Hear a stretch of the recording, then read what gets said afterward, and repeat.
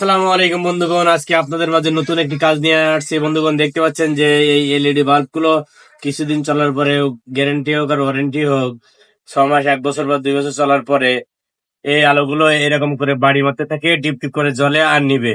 সেজন্য বন্ধুগণ, আজকে নতুন আপনাদের মাঝে নতুন একটা ভিডিও নিয়ে আসছি। বন্ধুগণ, আজকে আমাদের ভিডিওতে দেখলে তো বন্ধুগণ, দেখতে পাচ্ছেন যে গ্যারান্টি হোক বা নন গ্যারান্টি হোক, যে বাল্ব হোক না কেন, 1 বছর 6 মাস জ্বলার পরে বাল্বটি নষ্ট হয়ে যায়।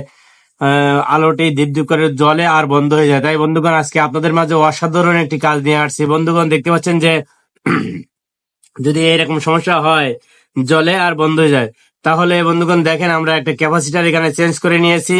এই ক্যাপাসিটারটার মান হচ্ছে 450 volt 10 UF, 450 volt 10 UF.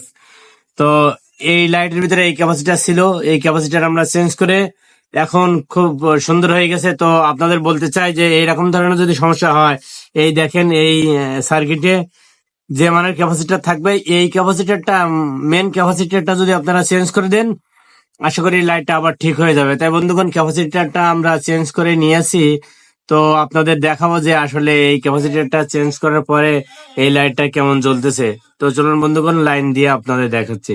Filter ক্যাপাসিটারটা change করে নেবেন। এই দেখতে পাচ্ছেন, যখন আলোটা এরকম বাড়ি দেবে, তখন আসবে আর চলে যাবে, তখন এইভাবে আপনারা ক্যাপাসিটারটা ঠিক করলে আশা করা যায় ঠিক হয়ে যাবে।